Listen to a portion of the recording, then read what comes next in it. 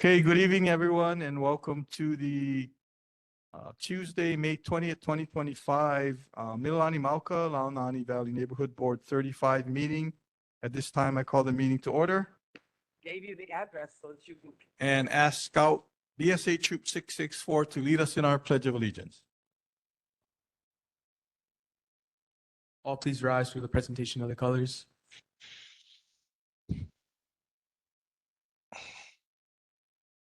Color guard attention, color guard forward march.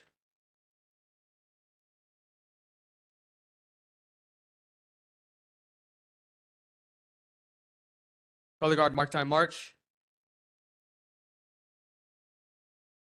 Color guard right wheel march.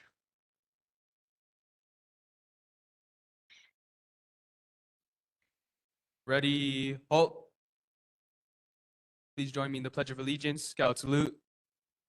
I pledge allegiance to the flag To the of flag, the United States of United America States of America, and to the republic to the republic for which it stands, which is stand. one nation, under God, indivisible, with liberty and justice for all. 2. Color guard forward march.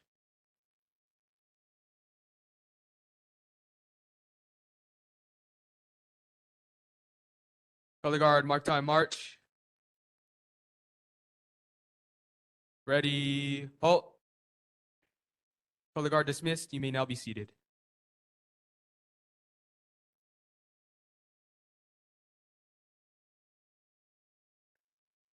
All right, thank you very much, Scout BSA Troop 664. Moving on to meeting decorum, Vice Zero. Okay, thank you, Mr. Chair. Glad to have you back. In terms of meeting decorum, again, as for every meeting, we ask that, again, we welcome your feedback, your concerns, and your ideas. We just ask if you kindly please raise your hand when you want to speak, be recognized by the chair, and then come up to the microphone when he motions you to do so. For those joining us virtually, if you could please mute your speakers. And same thing, if you want to say something, use the hand motion to be recognized by the chair, and he will acknowledge when you can speak. And then finally, we ask if you could please keep, if possible, your comments to about 3 minutes so that we can hear from everyone. Thank you very much. Back to you, Chair. Thank you, Vice Chair. Moving on to monthly reports, I do not see the Honolulu Fire Department here yet. So we'll move on to the Honolulu Police Department. Lieutenant, good evening.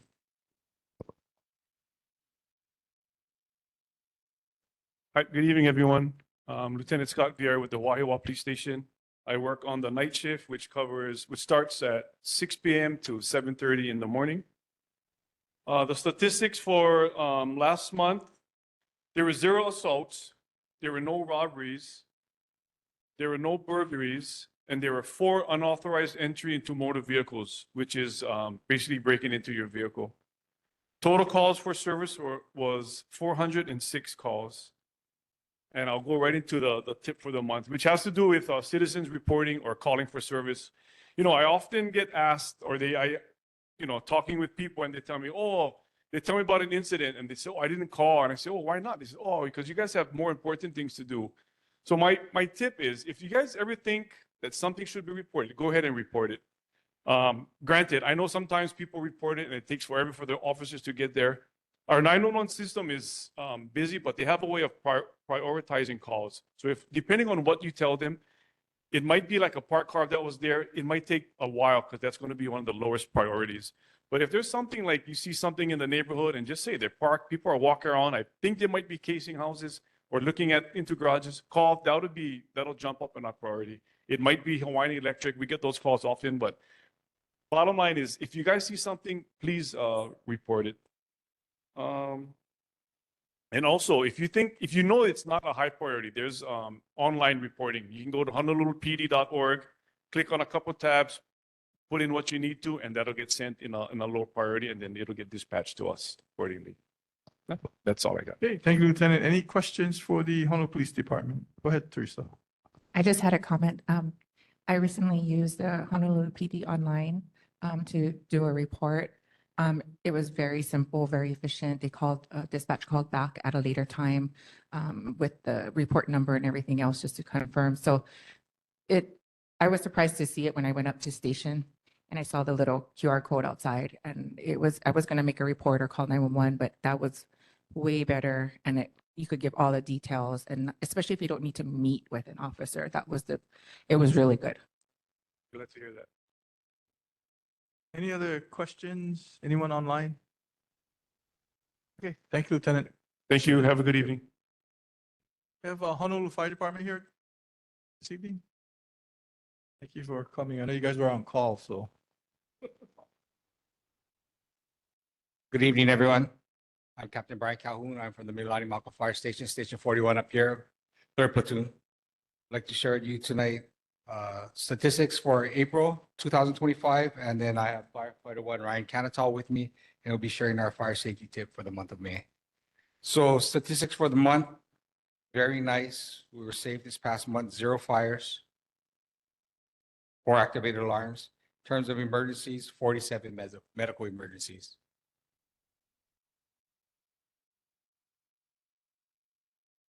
Aloha. Firefighter 1, Ryan Council. Our fire safety tips, basically your home fire sprinklers. Fire sprinklers serve as a first line of defense against fires and often extinguish the fire before the fire department arrives. You can follow for more information, homefiresprinkler.org. Fire spread quickly, and so within those 2 minutes of your sprinkler activating, that can pretty much extinguish most of them, or pretty much buy us time to get there. High-risk individuals in homes protect the small children, elderly, even those with disabilities and pets. Best protection to have is your smoke alarms, of course. Always check your smoke alarms, sprinklers if possible, and then always practice your escape plan. Mahalo. Any questions for the Honolulu Fire Department this evening? Anyone online? I have one quick one, and if you guys don't know the answer, that's fine. But I know we have this going through our mayor's office for follow-up, but you know the Mililani Mauka fire report? I think it's supposed to be done by the Department of Forestry or something like that. Okay. How long do they normally take to do a report? I wouldn't be able to answer that because that is in our department, yeah. Okay. So sorry, in terms of a timeline, I wouldn't be able to provide that with you. Hopefully they have something soon. I'm not sure how in depth and what actual things they would be looking into. Yeah. And I'm sure they're different from our department. They have different focuses. So sorry, I don't have an answer for that for you, and hopefully they get something to you guys soon. Of Okay, thank you. course. Thank you. Okay, moving on to Board of Water Supply. Kathleen?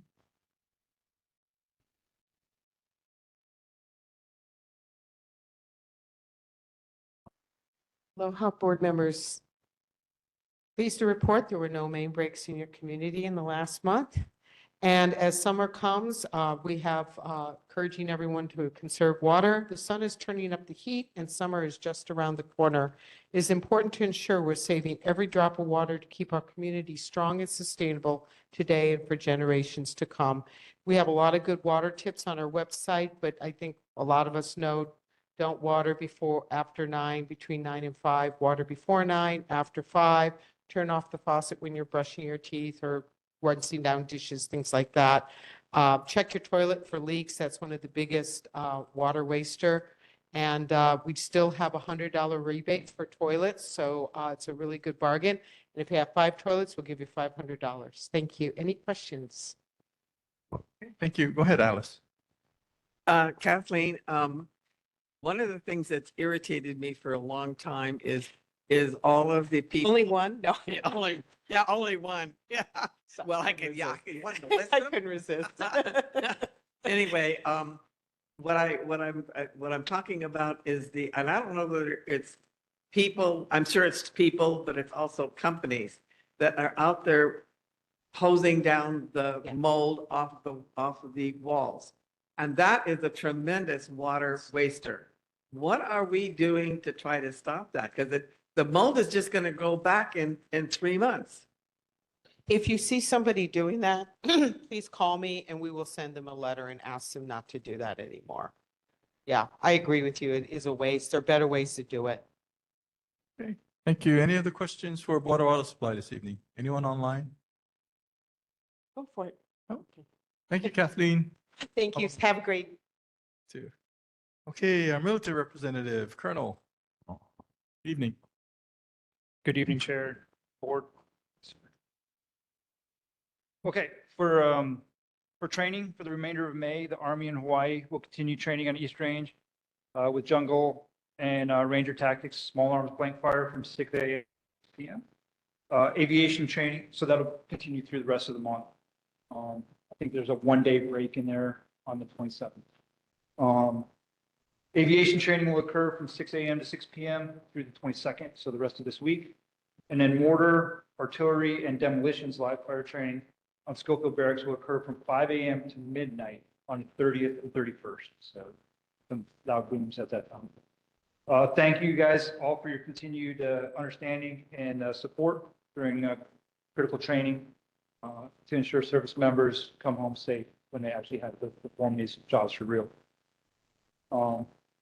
Celebrating Army's 250th birthday, so everybody knows 250 years for the Army, 250 years for the country.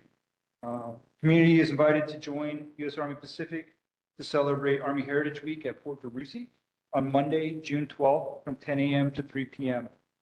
There will be static displays of military vehicles, equipment, and emerging technologies.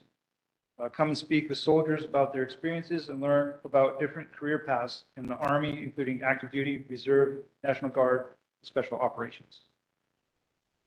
So the Oahu final environmental impact statement for the Army Training Land Retention, in accordance with the National Environmental Policy Act and the Hawaii Environmental Policy Act, the Army will publish a final environmental impact statement in May for Army Training Land Retention of state lands at Kahuku Training Area, Paumohu, and Makua Military Reservation. Action is an administrative action that does not include construction, modernization, or changes in ongoing training. The final EIS assesses the environmental impacts of the proposed action alternatives and no action alternative. Once the final EIS is published, there will be a 30-day waiting period followed by the record of decision later this summer. And finally, the next job fair is going to be at Kapolei High School on June 24th from 8:30 a.m. to 2 p.m. And those are MWR jobs, child youth service jobs. Those are not subject to the hiring freeze. That's why we continue the hiring in those positions. Subject to any questions. Thank you, Colonel. Any questions for the military this evening? Yeah, Teresa. So it was put out to the public that military will not be renewing Makua Valley in 2029. Is that solid information, or that's where they're leaning to? I don't know if you would know that. Heard that on the radio today. So Not solid yet. Very good. Thank you. Usually something like that isn't released until it's actually final. So I don't know, but I can get you an answer. Okay, thank you. Any other questions? Anyone online? All right, thank you, Colonel. Okay, moving on to board business regarding the affordable housing project school. I did get an update from Sherry Nakamura from the Hawaii State Facilities Agency. Basically saying that the legislature has approved a $2 million appropriation for the teacher workforce housing project on the Mililani School campus. Basically, that money was to relocate the project to the lower campus and not on the agricultural lot. It is being forwarded to the governor for signature. It's actually House Bill 329. And she wants to thank their legislatures as well as those who attended all the community meetings and all of that, the principals and the staff for their support. And she will be back, I think, in coming months to provide additional updates to the project at Mililani High School. Okay.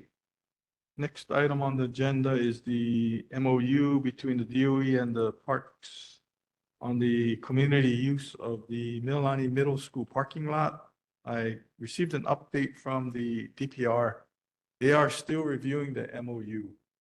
And when they are done, they will return it back to the DOE, so.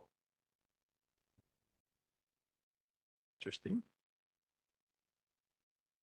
And then our final item on board business this evening is the presentation of the early eviction mediation program by Roberta Hickey from the Mediation Center of the Pacific, and I believe she is online. So I will turn it over to her. Thank you so much for having me this evening. I'll turn off AC so you can hear me a little bit better. I'm going to share screen for my presentation so we can dive right in. So give me one moment.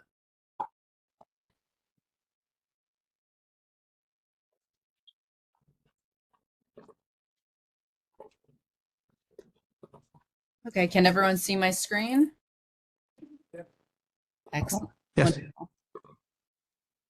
So just a little bit of history and background on the early eviction mediation program. It launched in 2021, and it was part of the eviction moratorium as part of Act 57. Our initial target was approximately 6,000 tenants who are in arrears on Oahu.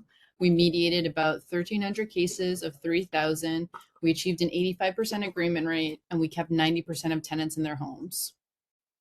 So as Act 57 expired in August of 2022, the program continued forward with private funds. Of the 669 early landlord-tenant requests, 40% resulted in mediation with a 73% agreement rate. And then we moved forward and continued refining the program in 2024. So a little bit about the program is it works to be neutral for both landlords and tenants. So on the landlord side, it's beneficial in reducing the time spent recovering rent and navigating the legal system. On average, landlords spend between 1 and 4 months in eviction processing, and that's not including time spent prior attempting to collect rents in arrears. Saving landlords money spent in the eviction process, including legal fees. On average, landlords spend anywhere between $500 and $10,000. These agreements also foster relationships and mutual interests in allowing rentals to be left in better condition. Even when relationships break down, there's no animosity that results out of them. So when breakdowns do happen post-mediation, having a written agreement, while it's not a guarantee, shows the courts that efforts were made towards resolution, and this can lead to expedited legal proceedings if necessary. We also know that it's a great benefit to tenants. It provides greater housing stability and predictability, and that's whether tenants remain in the home or they come to a reasonable time frame for move out. Both contribute to greater housing stability. Either option allows for planning. Fewer evictions on record for tenants. This can cause stigmatization in terms of evictions, and it also can impact future housing decisions, including potential removal from Section 8 housing program. Agreements between landlords and tenants provide greater ease in housing relationships. It empowers tenants to be able to meet on equal terms with their landlord while engaging in an interest-based model, and greater community stability in terms of houseless prevention and fostering fiscal responsibility and stability to access other housing and financial resources in the future. So as our EM program has progressed, we currently take up about 33% of the landlord-tenant cases that are open. The remainder come to us from district court from eviction proceedings, and that's up about 20% since the start of the program. For fiscal year 23-24, we had a 93% agreement rate. For 24-25, we have about 92. So the program hovers anywhere between 90 and 93% agreement rate. And we've had a 60% increase in cases from Q1. So how the program works more specifically, EM program allows landlords and tenants the opportunity to talk with the help of an impartial mediator to negotiate agreements. If English isn't a participant's primary language, the mediation center provides an interpreter. Meetings are held remotely through Zoom. If a participant doesn't have internet access, MCP will provide it at its offices. Before the mediation, participants sign an electronic confidentiality agreement. A mediation session will be scheduled for 1.5 hours at a day and time that makes sense for both parties. And if an agreement is reached, the mediator will put the agreement in writing to be signed electronically. On the scheduling side, cases can typically be scheduled within a 48-hour period if parties are open, willing, and available. And typically cases can be resolved within a 3 to 5 business day window. When compared to the courts, it can be anywhere from 4 to 6 months to achieve a resolution. As part of the development of the program, we're also developing tools as the program continues to grow and move forward, one of which is the eviction cost calculator. This allows for landlords to have a more realistic, precise understanding of what that particular eviction is going to cost them. When we said before anywhere between $500 and $10,000 it could cost landlords, this allows landlords to evaluate based on their portfolio size, unit type, unit size, monthly rent, location, etc. And it uses that and it brings up costs like posting a notice to vacate, serving citation, eviction trials, legal costs, etc., including lost rent, lock replacements, marketing costs, and brings all of that information together to give a real world analysis of what that particular eviction would cost a landlord. We also have tools on the tenant side, one of which is the budget calculator. We've partnered with Hawaiian Community Assets to provide a budget calculator that is geared towards specific local experiences and expenses. And it also gives them a real-time analysis of whether or not this apartment setting is the best for their finances and how to be able to assess that in terms of coming up with a payment plan if needed. We also are in the middle of developing legislation that's been going through both House and Senate. We were lucky to see that it's passed and we're waiting for governor's signature. This is a bill that extends the waiting period for notice of termination for a rental agreement, pushing for landlords and tenants to be able to come to the table in mediation for a 10 calendar day period. We've also been working with organizations across Oahu to develop Kukua hubs. HCA is our first Kukua hub that started this December. We're also working with Family Promise and working with Kalihi Palama Health Center. These Kukua hubs work to have a place where people go to typically for services and questions and to receive answers for things that they need in the community. And they allow for mediation to be one of the options that serves people. We explain to staff members how mediation works, how to refer to us for services. They'll help people fill out online intake forms. And in cases where there's a need for mediation support in terms of having a computer station or technology issues, they can provide that space as well in the community. For anyone interested in scheduling a mediation, I have this QR code available, or you can always go to our website, mediatehawaii.org. You can click on contact, submit a request form for scheduling a mediation. It will take you to this form, which will ask for your contact information, the issues that you're facing, and the other party's contact information to be able to schedule and move forward.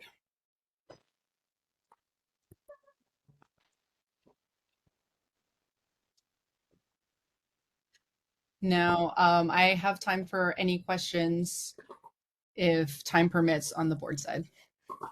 Yeah, okay. I think we're good. Any questions for Roberta? Any questions online? Go ahead, Yes. Stephen. Yeah, thank you for your program. It sounds great. What is the costing involved to those that want to get involved in it? Sure. So the cost is free for both landlords and tenants. So anyone who makes a request, the service is free on both sides. How are you funded? We are receiving private funds to support this program.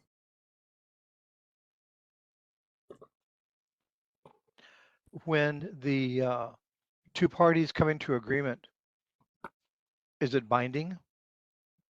So it's binding in the sense the way any contract would be binding. It's not a court order, but it definitely holds weight because it's agreement that both parties have freely entered into to uphold. You already mentioned your website, so how would a person be involved, again, be able to initiate this?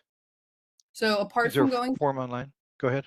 yeah, apart from going to our website, you go to mediatehawaii.org, you're going to click on contact and submit a request.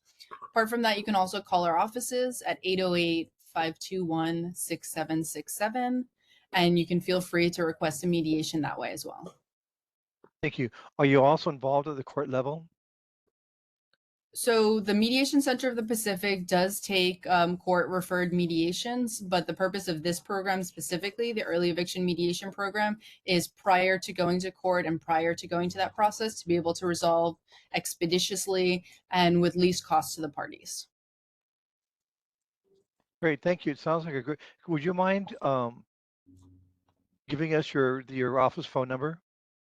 Yeah, you can call the office at 808-521-6767.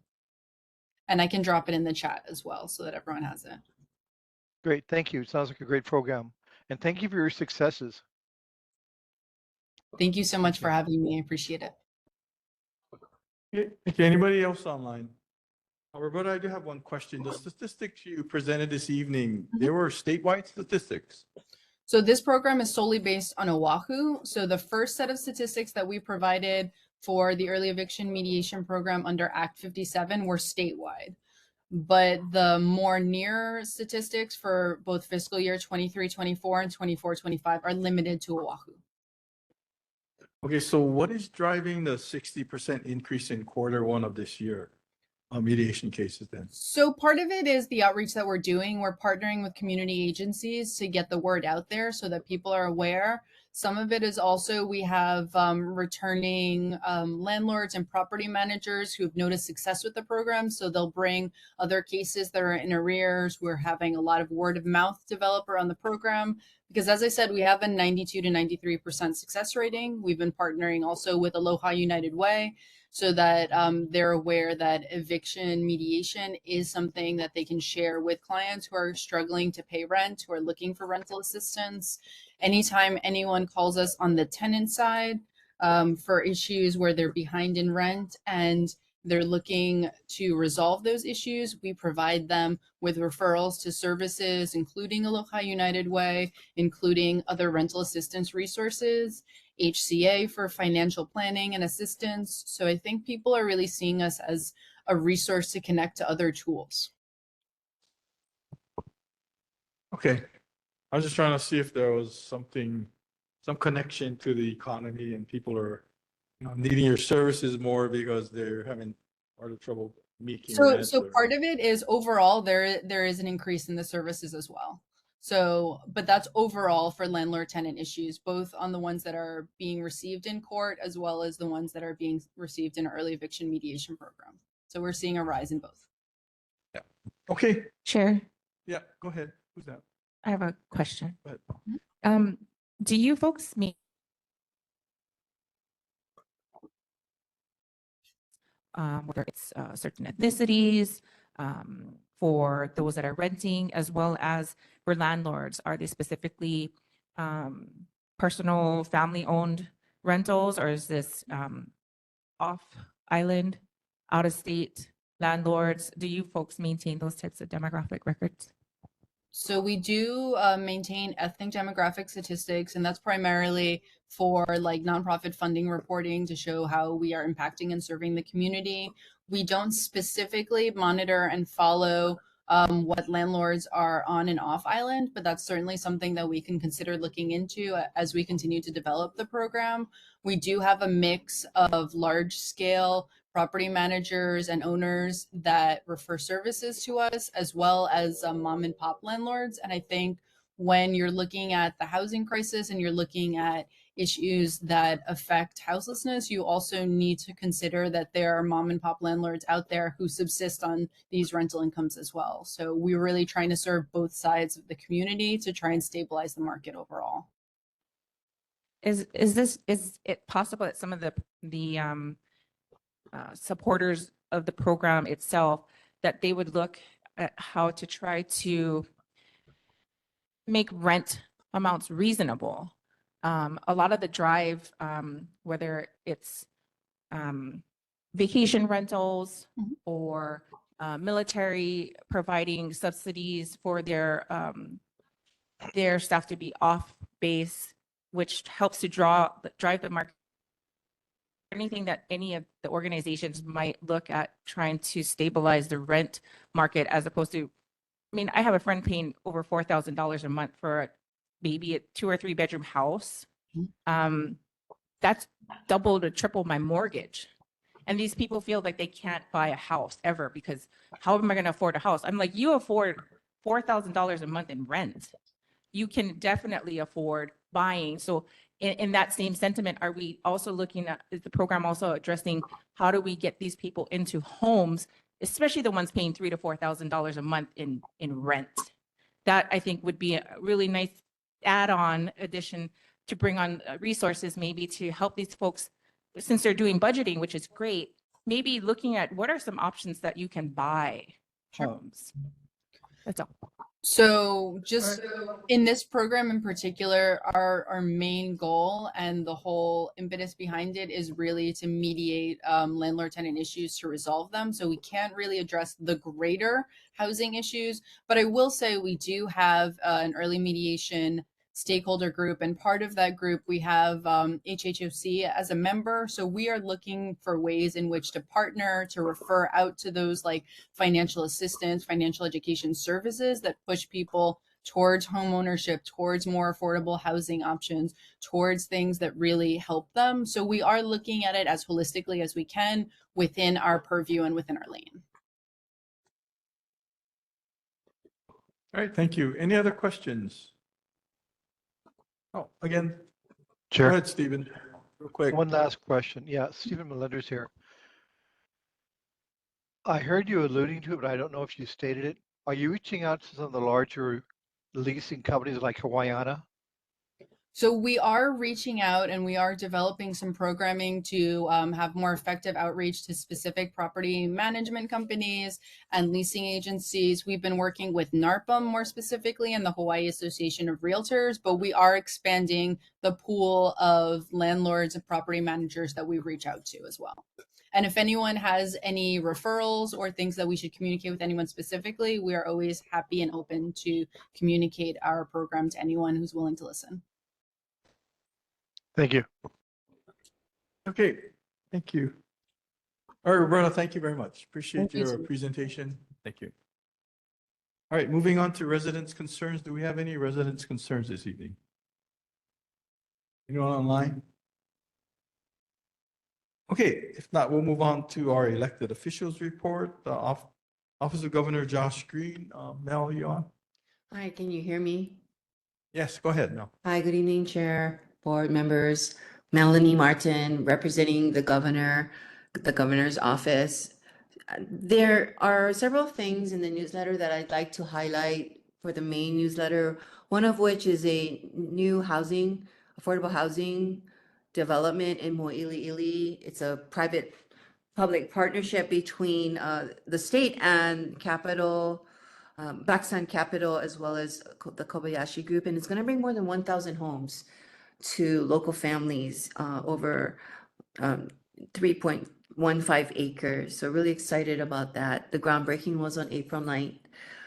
Also, moving on to another feature in the newsletter is the Halawa Correctional Facility held its first Keiki Day on April 12th, and it was the first in over a decade that fathers could reunite with their children.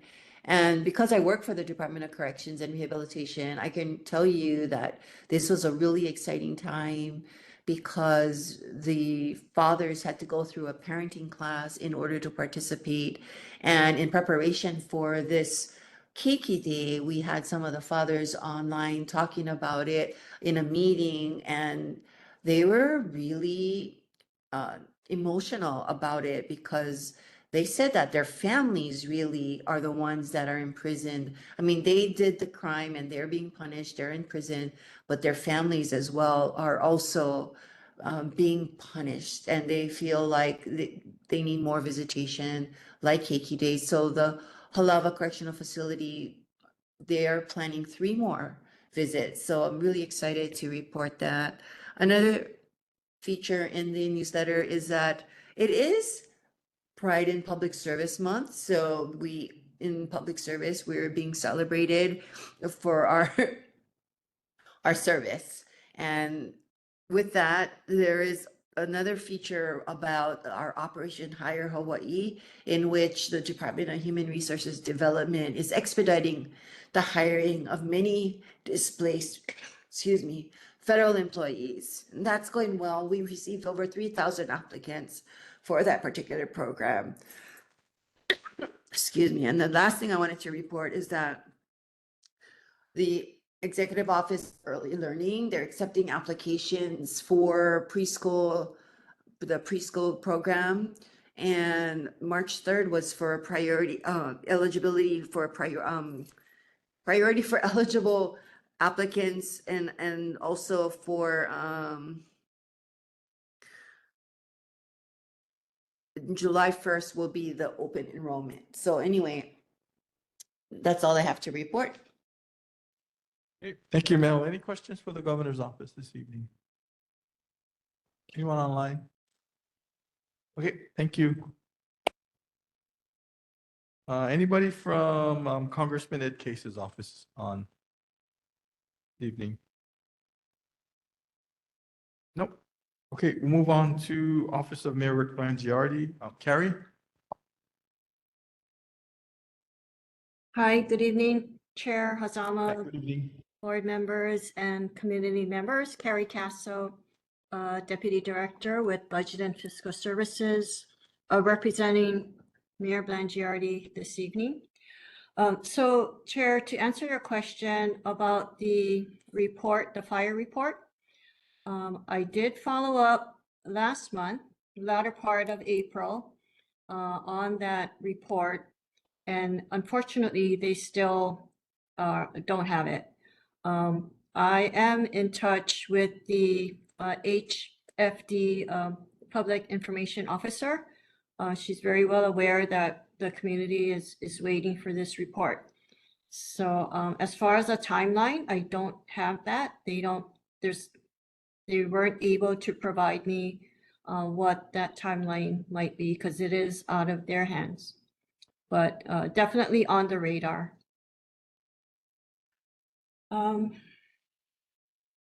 Okay, as far as what's happening with the city, the public is invited to observe the 74th Mayor's Memorial Day ceremony coming up Monday, the 26th, beginning at 8:30 a.m.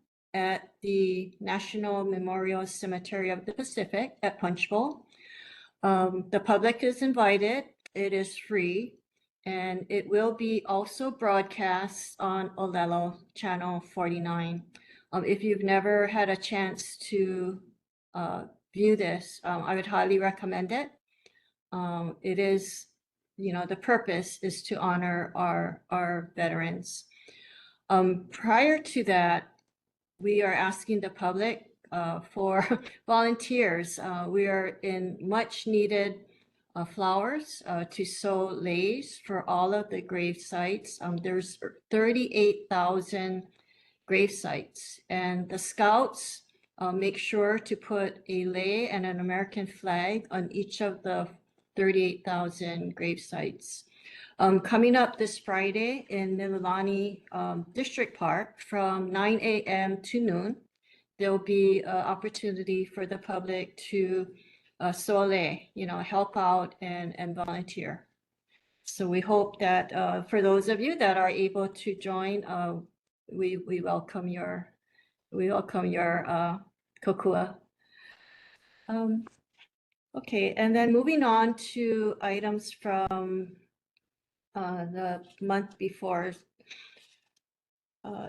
Specifically, I guess there's a request for I guess certain signage that is being put up on what is deemed to be private property on this management home association management company, Hawaiiana Management. So DPP did go out to visit the site, and when they went out in February, they did not determine that there were any violations. I asked them again about the situation.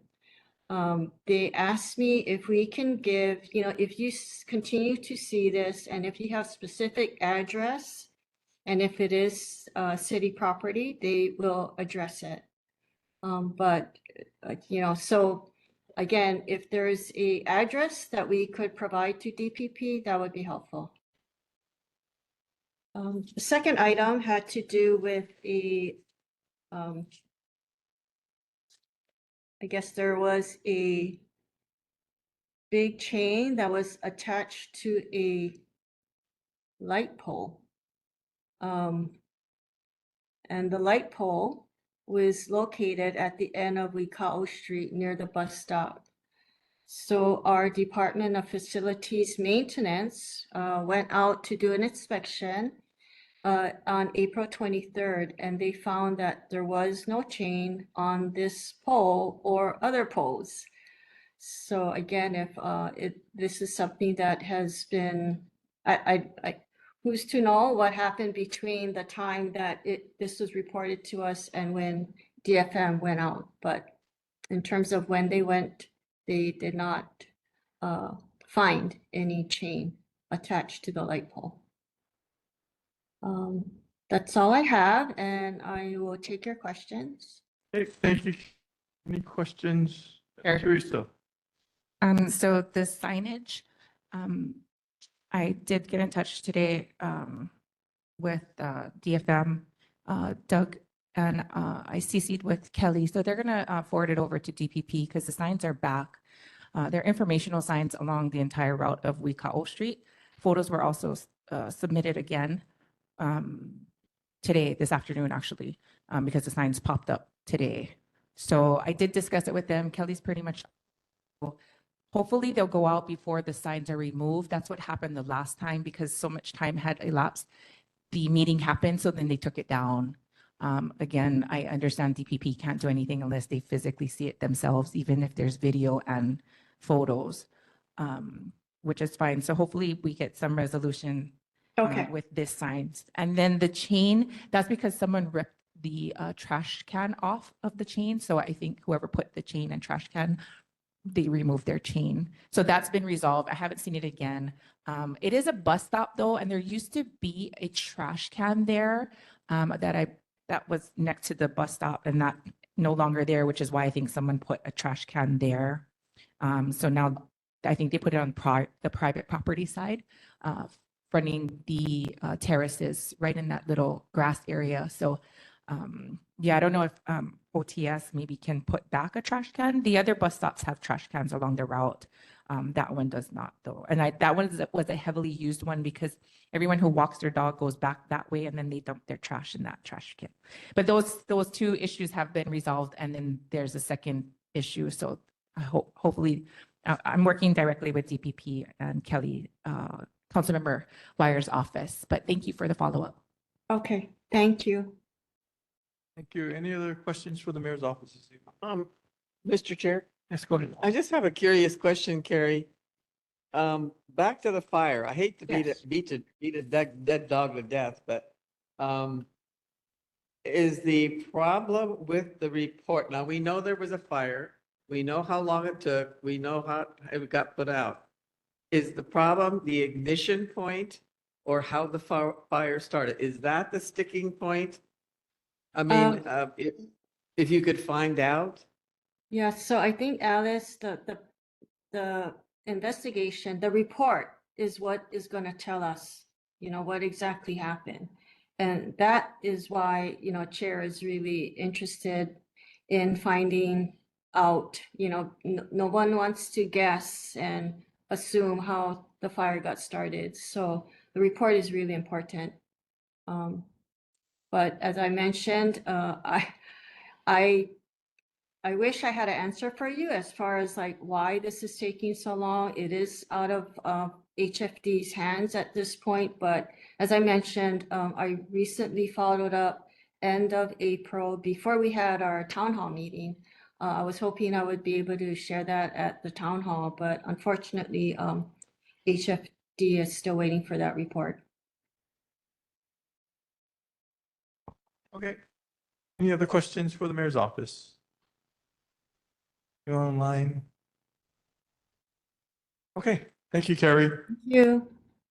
Okay, moving on to Councilmember Okimoto's office, District 8. Anybody online? Aloha, this is Poor from Aloha. Councilmember Okimoto's office. How are you guys doing this evening? Thank you, Chair, and thank you, Board, for having us this evening. I just want to let you know that our awesome office manager, Joss, ended up bringing our in person all of our monthly newsletter for Cherokee Motors office. She apologizes that she couldn't attend the meeting tonight. And also Jamie is on military active duty at the moment, so I'm gonna be filling in for him tonight. I just wanted to give some announcements for the month of May. The Honolulu City Council is reviewing the fiscal year 2026 budget still. It's a 5.14 billion package that prioritizes infrastructure, housing, and public safety, including 657 million, which is roughly about 17% of the city's budget, to go to public safety, including HPD, HFD, emergency services, and ocean safety. Council member has requested over 5 million in capital improvement projects, such as traffic safety improvements throughout Pearl City, Waipahu, and Mililani. Also, to review the city council bills, resolutions, and agendas and other communications, please visit hnldoc.c or ehawaii.gov. I have it I'll put it in the chat for you. I do have some important links and websites on the chat for anybody to see if they need any kind of assistance with anything from city and county. And then lastly, I have this month is graduation season. So council member ended up putting on her page three on her monthly newsletter all the graduation events and of the high school and college graduates for the month of May all over Oahu. It's great for letting people know when it is and the locations, but also it's good so that you guys can avoid the traffic that could actually happen around those areas, around those hotspots. So I just wanted to let you guys know about that. Other than that, we just have, our capital improvement projects that we're working on. And again, like council members trying to put more money towards that. And yeah, if you guys have any questions for me to take back to the office, I'll be happy to do so. Any questions for Councilmember Little this evening? Anyone online?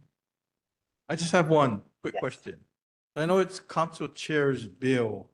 What happened to the bill to use the TAT to offset the sewer fee upgrades for the residents? Yeah, Where's that at? So that's actually, you could probably see the progress of it through the bills, resolution, and agendas. I think it's going to be up for reading in the committee meetings to offset that. I know that that's something that we really wanted to try and support, offsetting that sewer bill, because it is really big. So what I can do is I can actually give you more information. I can give you an update as soon as I find that, and I can email chair and the board. Okay, thank you. Is that first reading or second reading? I want to say that they talked about it in full council, so it's probably going to go into first reading. Yeah, when it goes to the committees. Okay, But thank you. I'm going to verify with you on that as well. Okay. Thank you very much. Yeah. Thank you. Okay. Thank you. Moving on to Council District 2, Councilmember Wire. Anyone online? Council members? Oh, hi, Kelly. Aloha, Chair. Can you guys hear me? Oh, yeah, go ahead, Kelly. Okay, great. Good evening, Chair and members of the board. Kelly Anaya from Councilmember Matt Wire's office. Thank you for having me. Just a couple of legislative updates. Bill 18, which would reduce the plastic waste by restricting the sale of single-use plastic bottles in vending machines that are located on located at city facilities, passed third reading, and Mayor Blangiardi signed it into law on May 2nd. Bill 36, which would allow the mayor to access the reserve for fiscal stability funds during economic downturns, emergencies, or when unexpected events come from federal or state mandates. This bill would ensure that the city can respond quickly and effectively. This bill passed its second reading at the May 14th full council. Bill 29, which would extend the real property tax exemption for qualifying affordable rentals from 10 years to 15 years. This incentive would afford affordable housing by providing long-term tax relief to property owners that are committed to keeping their rental units affordable. This bill passed third reading and is on the desk of the mayor for his signature. And just a couple, I guess, fun event things that Councilmember participated in. He wanted to thank everybody that attended the Mayor's Wahiwa Mililani Town Hall and for sharing your concerns and ideas. Your suggestions help to build a better community for all of us. Also wanted to give a shout out to DFM for getting the restriping in Launani Valley done, specifically the stop signage at Waikalani and Wikau Street. Also, EMS had their blessing. We celebrated the largest one-time vehicle deployment in HESD history with 17 new emergency response vehicles. This included 14 replacement ambulances, 2 crisis outreach response and engagement units or CORE, and a specialized community medicine ambulance. The vehicles are scheduled to be deployed this month across Oahu. And then lastly, wanted to highlight that the Departments of Park and Recreation are looking to expand their dog-friendly parks across Oahu.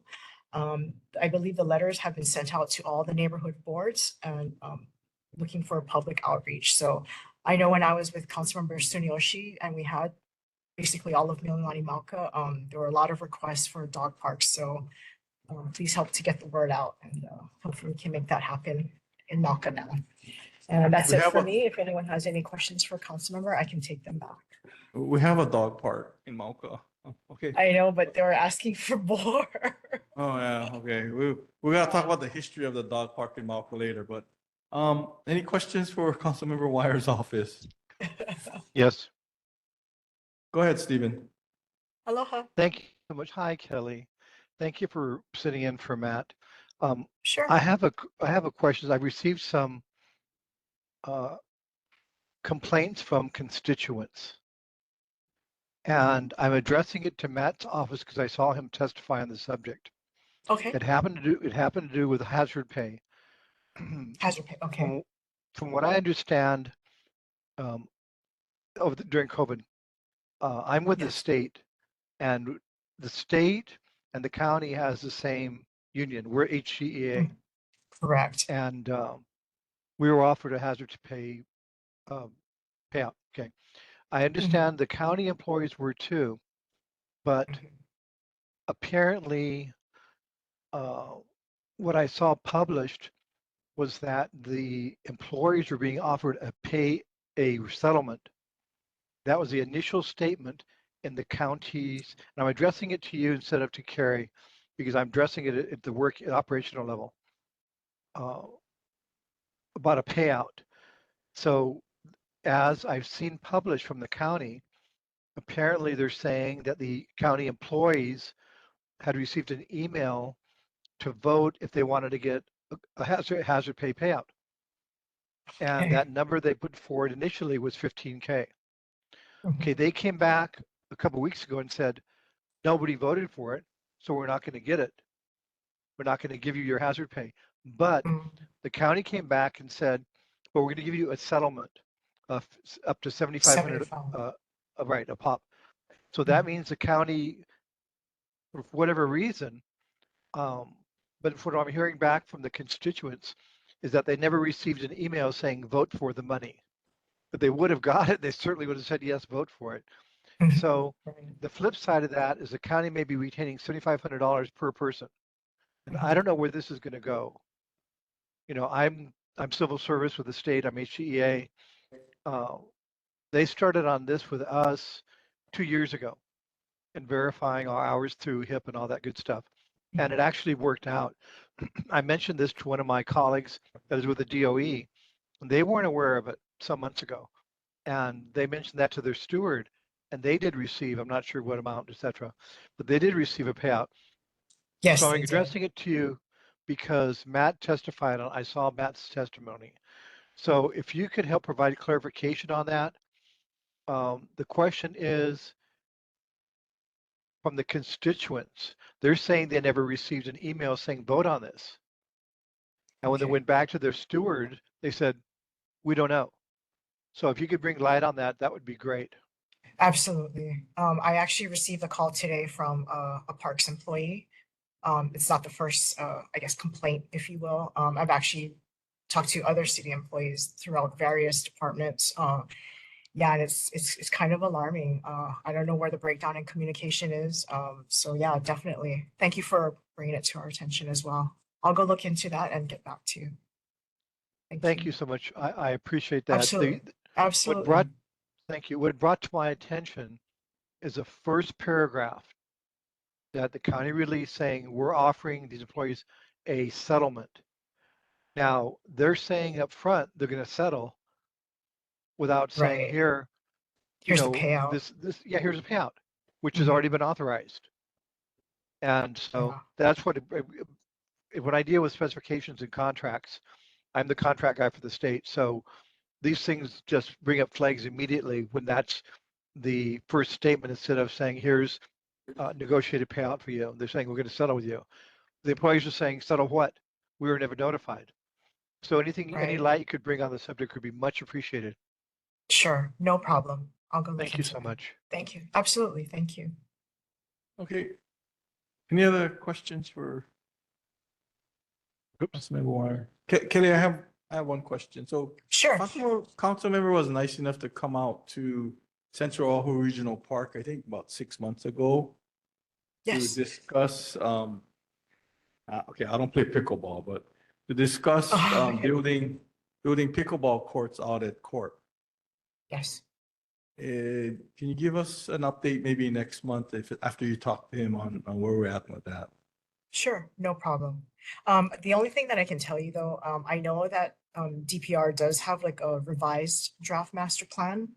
The last I talked to them about this, probably about God, maybe like 2 months ago, I think. Yeah, it's still in review. So I'll go follow up on that and see where we're at. Okay, thank you. Absolutely. Thank you. Okay. All right, thank you, Kelly. Thank you. Okay, moving on to, let's see, Senator Dela Cruz's office. Anybody on from Senator's office this evening?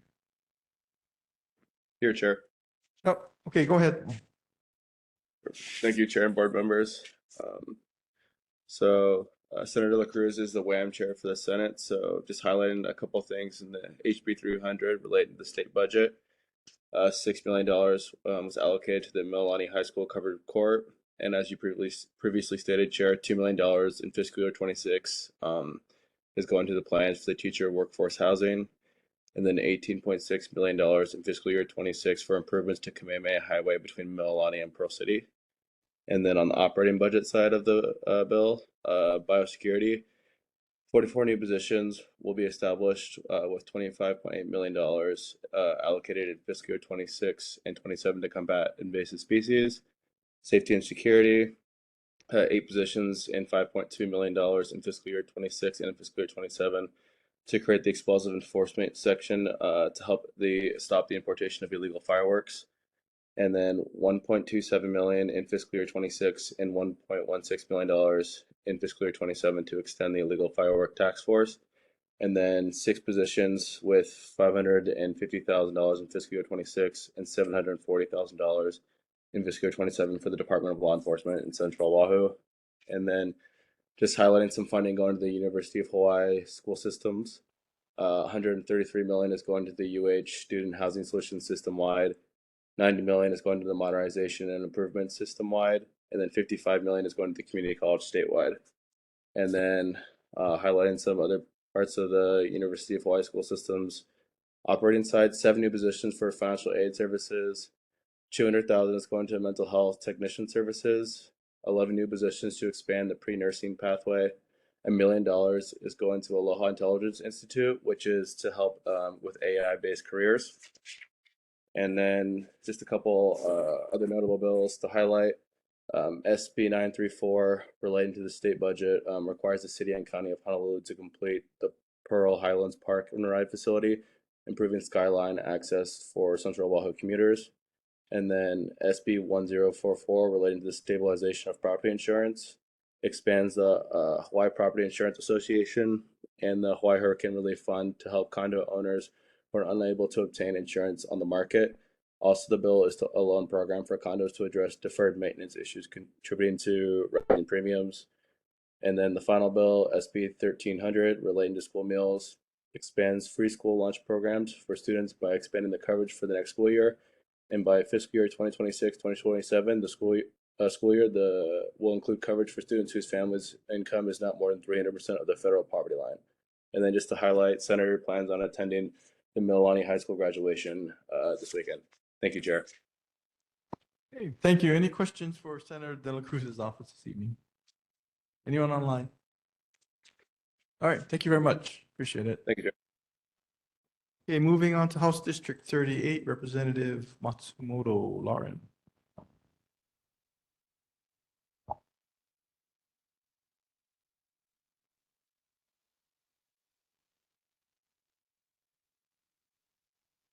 Good evening, Chair, members of the board, members of the public.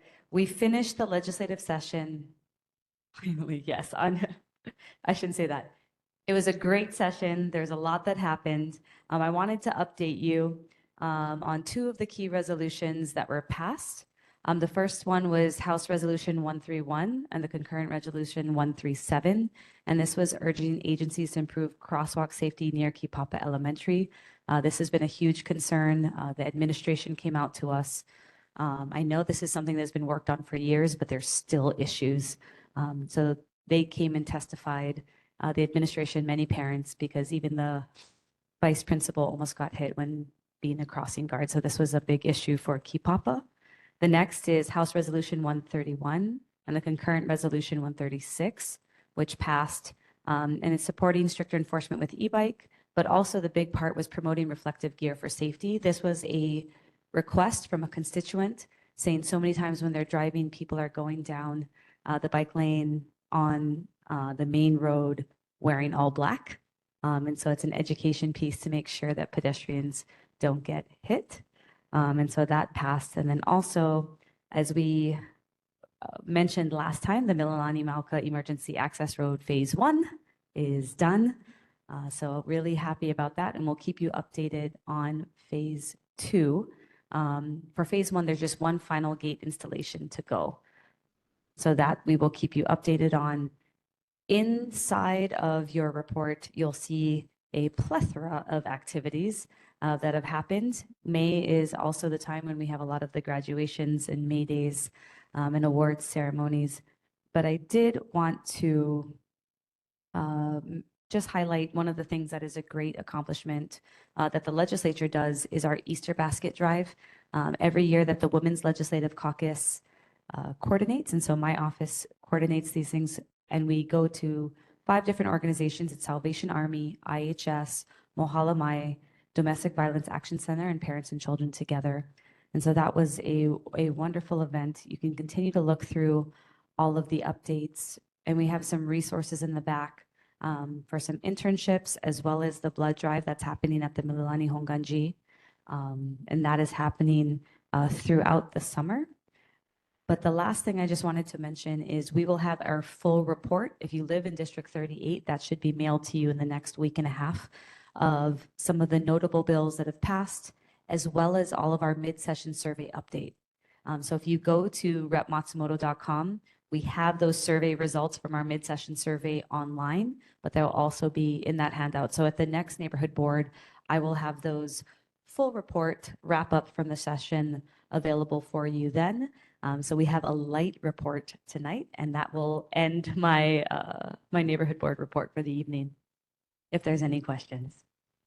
Thank you. Any questions for Representative Matsumoto's office? So, go ahead. Oh, wait, hold on a second.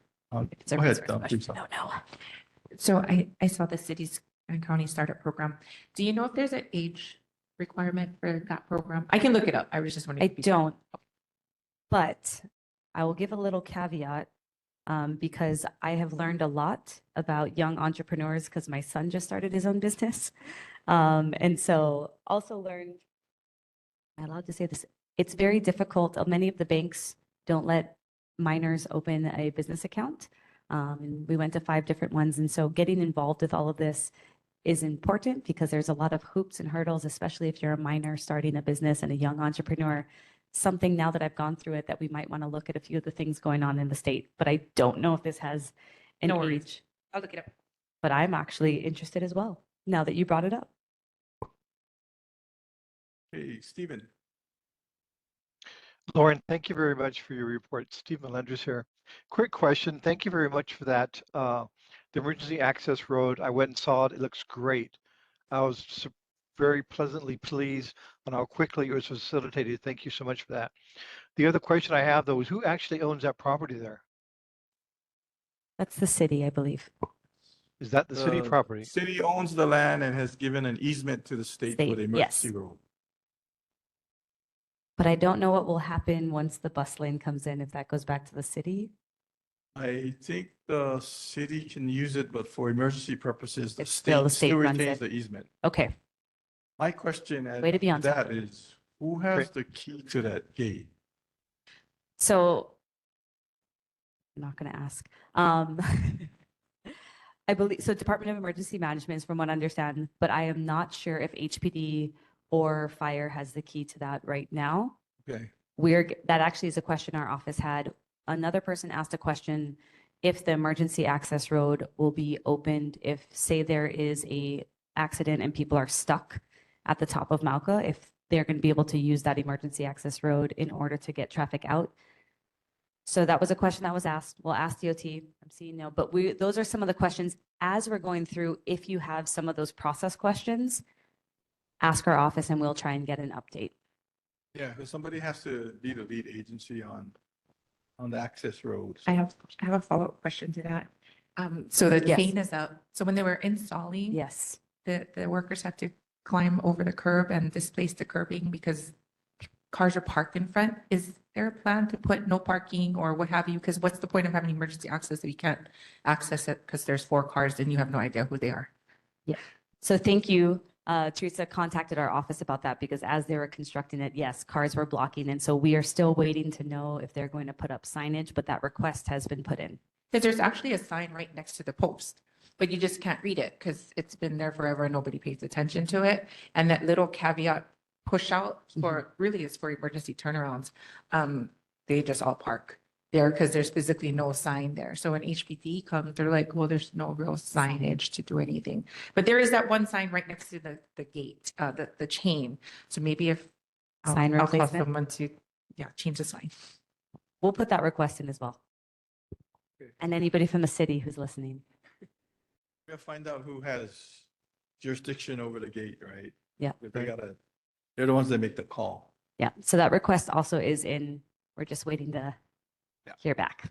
Yeah, that way we Sure. know and we can, hold on, so we can let the community know so that we can tell people who to contact in case there's an emergency. And and this is my other plug, then please sign up for our e-newsletter on repmatsumoto.com. We only have enough funds to send physical mail out about 4 to 5 times a year. So when there are updates with things like the emergency access road, the e-newsletter is our best way to get that information out. So it's been encouraging. A lot of people have been signing up, but I always want to make sure I get that message out to sign up for the e-newsletter. Okay, go ahead, Stephen. Lauren, thank you very much for the report. The last comment I have on that is that area there is actively used for park and ride. That's why those cars are there, because they're coming, going, they're parking, etc. So yeah, a sign there would be great. The other item would be there is no identification on the chain link. So people that don't know there's an access road there don't know that. I don't know if it's on your side or the county side to have, because they do it commonly. They put a sign, a metal sign on the link, on the chain saying for access, call so-and-so. That goes back to Dean, Chair Azama's question on who has the key. And you're absolutely right, because if people are backed up due to an accident coming up Ula, that would be ideal for them to egress if that's available. So I'd suggest that whoever would put a sign on there saying for emergency, call so-and-so. Yeah, Get I access think to the it. situation has to arise to a true emergency. And like I said, it's either HIEMA or HPD. And I think HPD would be Yeah, making would that call if probably have to anything. Make the call on that particular one now. Yes. Chair, Yes, go ahead. Lualele Emergency Access Road is not readily available when our folks out in White and I are stuck in 3-hour traffic because there's an accident. I think it would behoove our city and state to not open that because we are inconvenienced because there's some traffic backing us up. Thank you. Okay, any other, but again, thank you for your work and then we'll Thank you. keep in touch and Yes, and I'll keep everybody updated on phase 2 as to where we're at. so Okay, phase 2 is just paving over the gravel paving over the gravel. with a Yes, paved road. and then using it as a bus-only lane for the park and ride. During emergencies. No, so it would be used as the plan is, It's a turnaround. so if you have questions or concerns, you can always email me and I can take it to the city as the phase 2, before the phase 2 starts. So the buses are gonna operate on the other side of the fence. How are they gonna get through the fence? I mean, there's I think that's going to be, again, I haven't seen the full plan for phase 2. I've only been told it verbally, but I can get, it'd be really, be really great. yeah. It'd be really great to have a presentation on it. Harry, you still on? Harry? Hello. Hi, so we have a question for DTS. We need to know what their plan is for phase 2 of the emergency access road for Mauka. Because no one seems to know what they're thinking. I'm kind of confused with their plan myself, but, Okay, got it. and I know they wanted to pave it over for some kind of bus usage. And I thought they wanted to have bus usage during an emergency situation to get, the buses out of here, but it's something else. We need to see their plan. Okay, I think it's for the lateral, Thank you. going towards. you're welcome. Yes, I would love a Okay. I would love a presentation too. Any other questions? Okay, thank you, Lauren. Thank you. Thank you. Okay. Moving on to House District 46, Amy Peruso. Amy, are you on? Aloha, What is Chair. Yvonne? Aloha. Go ahead, Yvonne. Thanks, Chair. Aloha, members. Yvonne Yoro with the Office of Representative Peruso. Just a few updates from our office since legislative session has just ended. Starting with the part 2 of our Kuleana Community Forum, which Representative and in conjunction with a few other legislators, namely Representative Baladi, hosted at Mililani High School on May 12th. They invited President, University of Hawaii President Wendy Hensel, David Day, who is with the he's a deputy of the Attorney General, and Will White, who's the executive director for Hawaii Appleseed. And most of what they spoke about was really about protecting our communities at this time, with an angle on public education and protecting our public education spaces. There's a full recording on Olelo, and it's also linked on Representatives' Facebook, which I can link in the chat for folks. And then I can also share our newsletter, our main newsletter, which I will share with the commission, neighborhood commission, to post on your folks' Google Drive. Another update I wanted to report on is in regards to the military leases. So on Friday, May 9th, the Board of Land and Natural Resources voted 5-2 to reject the Army's final EIS regarding Pohakuloa, Sohovei Island. And that was a big win for folks who are pushing for supporting the military releasing some of the lands that they've been using for many years. But there's next steps, especially because the Army just dropped their final EIS for lands on Oahu, Kahuku area, Paumaho, which is right in our backyard, and then Makua military. So there's an event that's happening on Thursday, so this Thursday on Zoom, where folks will dissect what this decision means, and then dissect the new EISs that were released and lay out next steps if folks are interested in testifying in front of the board. And since Paumaho is right in our backyard, if folks are interested in figuring out what this means for stream recharge, for accessing trails, ancestral trails in Wahiawa, this is a great time to engage and be a part of this discussion. And then, sorry, I kind of hinted towards this earlier, but I have yet to send our main newsletter, but I will be sending it to you folks soon, where we'll be highlighting some of the bills that we're really excited passed through the legislative session this year. One being SB 1396, which is the modest green fee on hotel rooms, supposedly going to be generating about $90 million in the first year of implementation. And then HB 969, which is a ban on new landfills over major aquifers. That's it for me. I can take back any questions if you folks have any. Okay, thank you. Any questions for Representative Peruso's office this evening? Anyone online? All right, thank you, Yvonne. Mahalo. Okay, House District 37, Representative La Chica, Trish.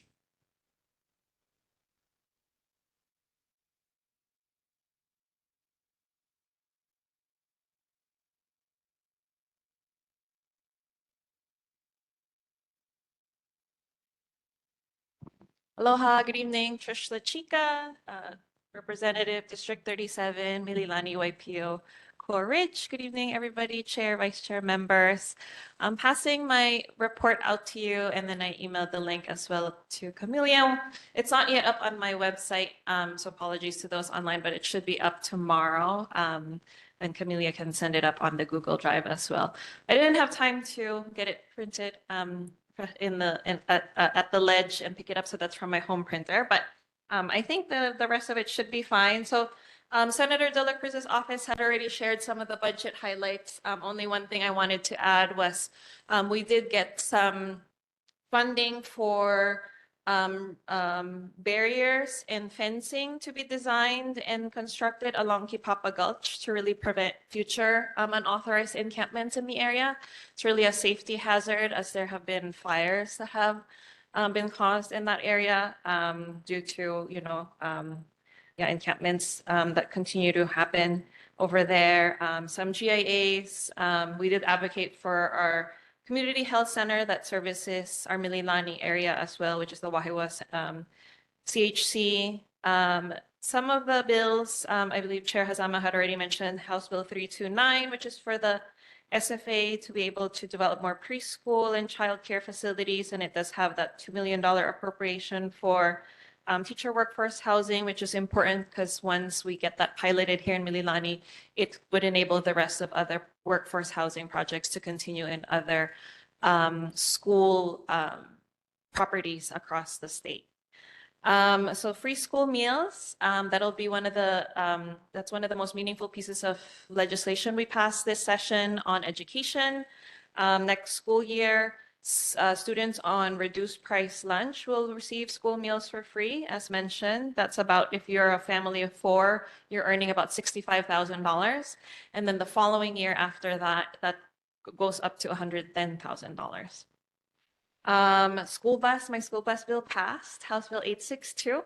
So that opens up the market. The Department of Education had a press conference about it. So they said, if you're in the market, if you care about your kids, so it enables those who drive or want to get in the business of vans, motor coaches, small buses, and want to help transport our kids. The DOT, Hawaii Department of Transportation, and DOE will be kind of looking into that in the next school year. Safer Routes to School, largest dedicated funding is also there. So I do want to spend some time on the next page. So on May 1st, we did a town hall at the Hawaii Okinawan Center. We invited Director Ed Sniffen, Department of Transportation Services, Kelly Akasaki, and Renee Espiao from the Complete Streets program. We had the new director of the Department of Law Enforcement, Mike Lambert, to talk about fireworks enforcement. So we talked about the new legislation, but really focusing on roadway and traffic safety because it's such a big issue. This came right after we had that big fatality on Kipapa Gulch where we had a minor that had passed. And so over the last couple of years, we've been had a lot of conversations about why is it that we continue to have these speeding issues and illegal racing and all these things that are happening, what can be done. So at this meeting, we've had several meetings over, in preparation for this, but they both shared all these projects that you can see on here.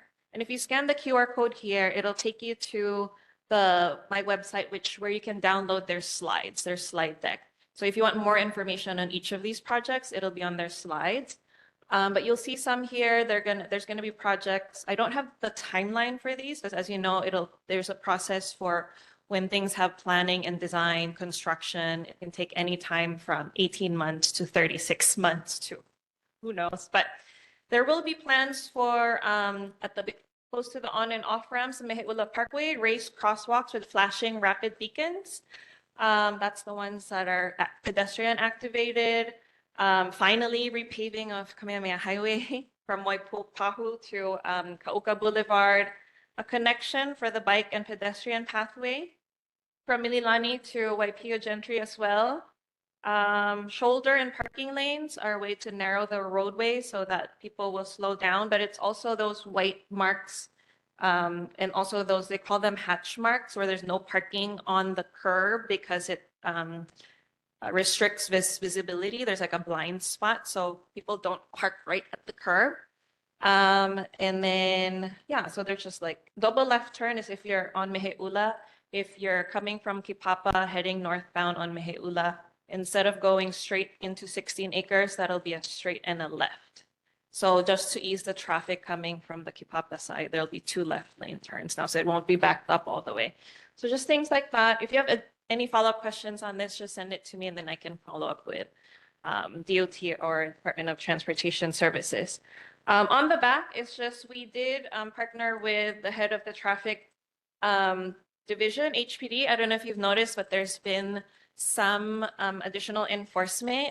This has really been on intoxicated driving, cell phone use, but also illegal drag racing at night, late night drag racing. So they reported their enforcement results along Mehe'ula Parkway, the entire stretch all the way up here in Mauka, and then along Cam Highway as well. So I didn't know that Mehe'ula Parkway isn't really part of Traffic Division's patrol, so they had to deploy additional enforcement units for that. So they'll continue to do spot checks, but if there is a request, they're able to do that over a select period of time. So if you continue to see additional racing, additional things like that, here's some numbers and resources where you can continue to report dangerous driving in our community. But that's it for my report. Thank you, Trish. Any questions for Representative LaChica this evening? Anyone online? Hey, Trish, for House Bill 1231, how much did you give them? How much did you authorize for them? So this one would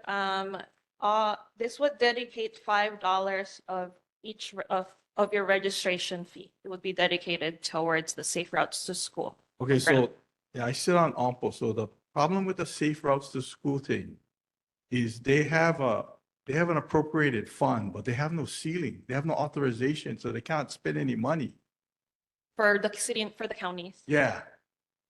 So they're like, the fund exists, the money goes in, but there's no way for them to expend the money out of the fund unless the State legislature. authorizes. Yeah, you gotta authorize the ceiling for them. So this is something that Kipapa can also tap into. Right, for their crosswalk, right. So maybe next session or something, you guys gotta look into see if you can at least authorize some kind of funding level for them to, use the money. Otherwise, it's just gonna sit there and accumulate and nobody's touching it. Right, right. Yeah, we can follow up with the state on that. Yeah, okay. Any other questions? Thank you, Trish. Okay. Moving on to state DOT, Casey, are you on?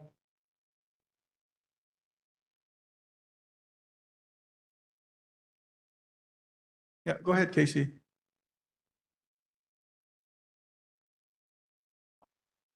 I don't have sounds.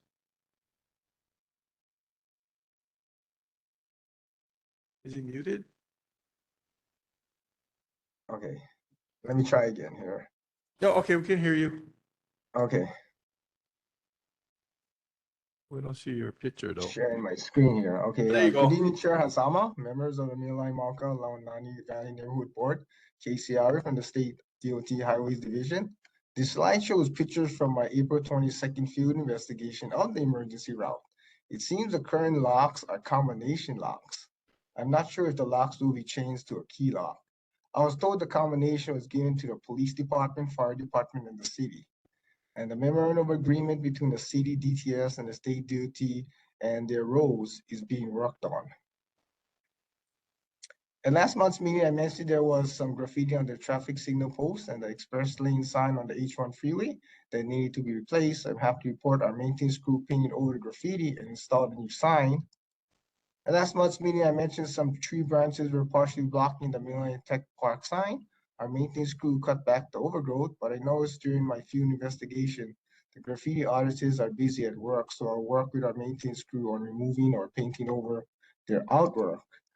There are other areas that were hit by the graffiti artists, so I'll be working with our maintenance crew on addressing these areas. During my field investigation last week, I noticed the damaged highway light standard on the H1 freeway going southbound as motorists approach the Mililani interchange and overgrowth along both sides of the freeway. I'll work with our maintenance crew on repairing the light standard and cutting back the overgrowth.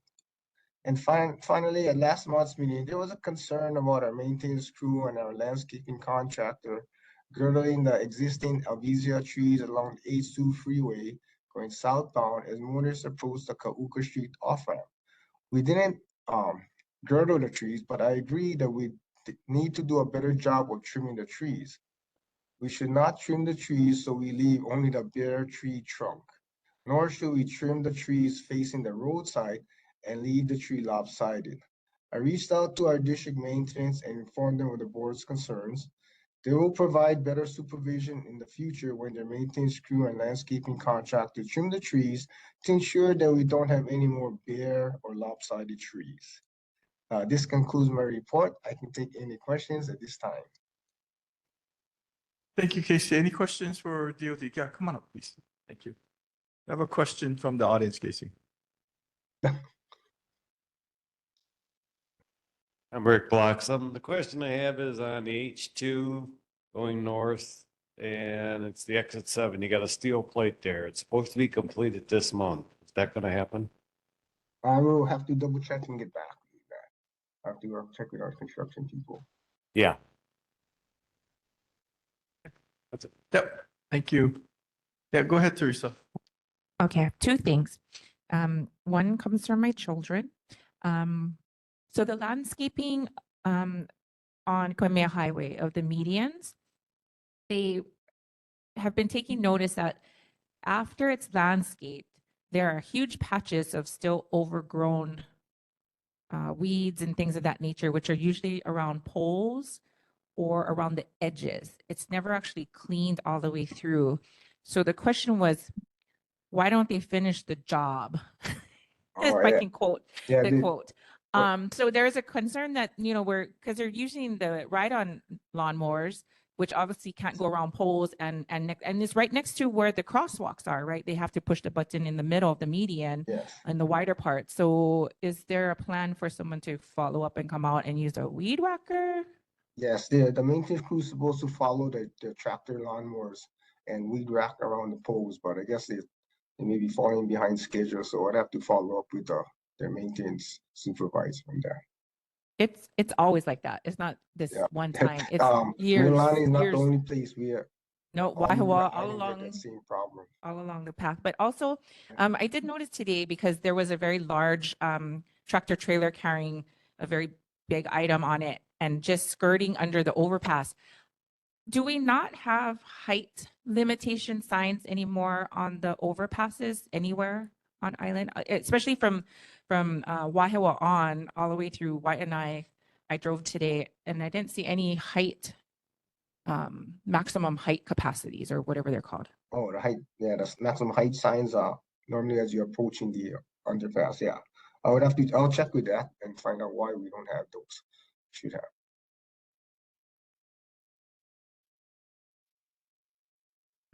Any other questions? Anyone online? Okay, thank you, Casey. Thank you. Okay, moving on to approval of board minutes for April 15th, 2025's regular board meeting. Any comments or corrections regarding the April 15th, 2025 board minutes? Seeing no comments, any corrections? Seeing no corrections, any objections to adopting the April 15th, 2025 board minutes? Seeing no objections, any abstentions? Seeing none, the board minutes have been adopted by unanimous consent. Moving on to reports. Yes. Central Oahu Regional Park. You have a comment? Okay. Okay, go ahead. Central Oahu Regional Park. No report. No report. Moving on to committees. Education Committee, Anna? Hi, thank you. Just have a short presentation. The Mililani Ike Memorial Day Lei Connect Collection is a drop-off site for leis, which will be placed on the headstones of service as indicated earlier at the Punch Bowl cemeteries. The leis can be dropped off at their school on Friday, May 23rd from 7 to 8. They welcome their graduating class of 2025 seniors from high school at their annual senior event. And these are the kids that graduated as fifth graders when they went to Ike. And that was held on May 15th.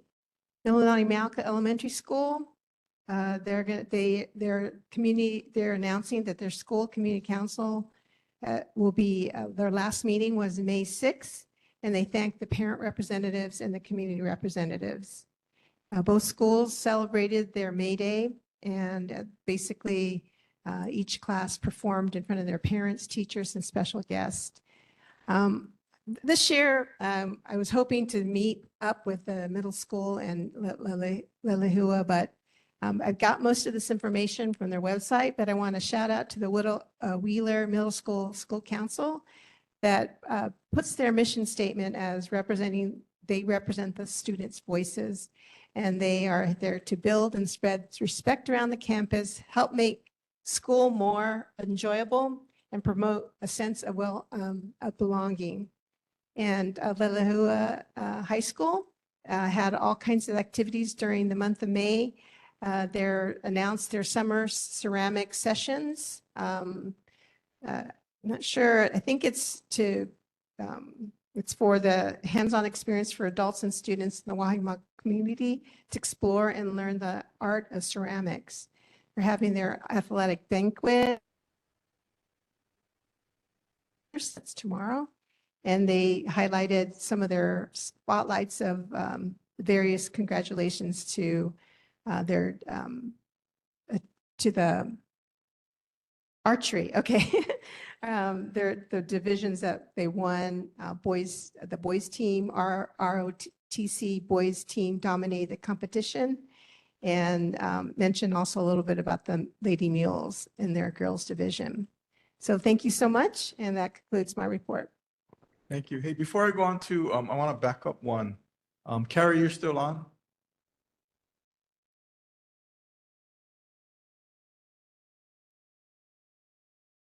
Hi, Chair. Hi, yeah, so regarding Central Oahu Regional Park, our understanding is that they have notified the advisory committee that DPR will no longer participate as part of the advisory committee for Corp, which I find kind of interesting because Corp belongs to them. Can you send a follow-up to DPR and find out what's going on with that? Because they haven't notified the boards or anything. Sorry, can you repeat that? Central? Yeah, so the Central Oahu Regional Park Advisory Committee, right, Mhm. was a group that was formed to allow, neighborhood boards and the community to provide input to DPR regarding park issues at the park. Okay. Apparently, DPR has told the representatives that they will no longer be a part of that advisory group or be hosting any more meetings for them. So I need you to follow up and find out what's going on with that. Okay. All right. Okay, thank you. Sorry. Okay, Stephen, go ahead with education. Great. Thank you so much. Camelia, can you share screen? Or would you like me to? Great. Thank you very much. I'll start from the top. I'll be sharing the education share report from Mililani Middle School. I want to give a shout out to the administration there and all the teachers. They've done so well. All reports back so far is that the schools, the student scores are high. The students are healthy. Under Principal Tamashiro, Assistant Principal Nakasone, Horseman Horibata, Han, and Peng, they've done a great job with the students. Thank you so much. Now let's scroll down a little bit more. Talk about summer fun for, thank you. Yeah, just down right there is fine. Yeah, there's a special summer robotics program being offered to the Mililani Middle School students that are entering ninth grade at the high school.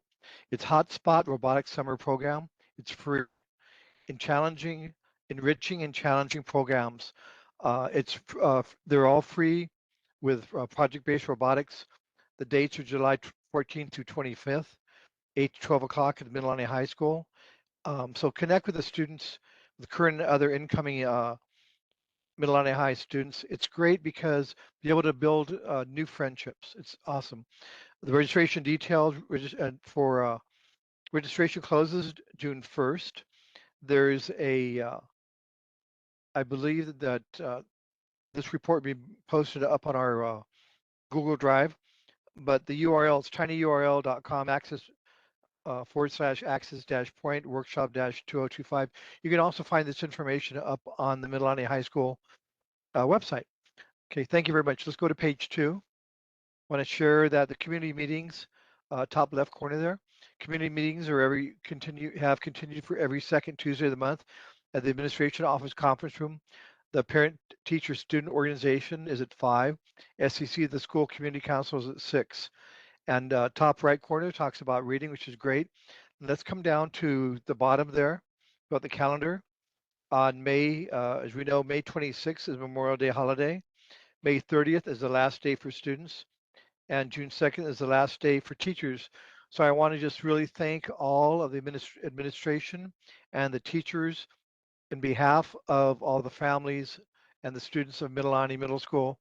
Thank you very much for your continued work and support of our families and our community. Thank you. Great. Thank you. Moving on, military and civil defense. I'll report. Okay, we don't have one for parks and rec, planning, permitting and zoning, transportation, there's none. Recognition service awards, Alice, you have one? I actually have a couple of things. Thank you, Chair. On April 25th, the neighborhood board put out a survey to all neighborhood board members. As far as I can tell, 35 in the whole total responded. 4 of our board members actually took the survey, so I wanted to honor whichever 4 they were. I have no idea who they're. There were some interesting things in it that in-person attendance was 57% that they wanted, and between 57 and 71% was in-house attendance. And the same was true of community members. They preferred the in-house meetings. So there were a number of interesting things. The second thing I want to honor, one of our neighborhood board members, Teresa, who almost got jailed by Mayor Blangiardi because she brought about 5 or 6 signs that she purloined off of streets and brought to the Mililani town meeting with Blangiardi a couple of weeks ago. And there was quite an interplay of interest there. That's my report. Hey, thank you, Alice. Okay, anyone have any other announcements this evening? Anyone? Okay, if not, no other board business. Our next board meeting will be held here Tuesday, June 17th at 7 p.m. at the Mauka Elementary School cafeteria and via WebEx. Neighborhood board elections, voting has ended. Okay, that's it. So no more voting. And I guess that's done. So other than that, this meeting is adjourned. Thank you very much.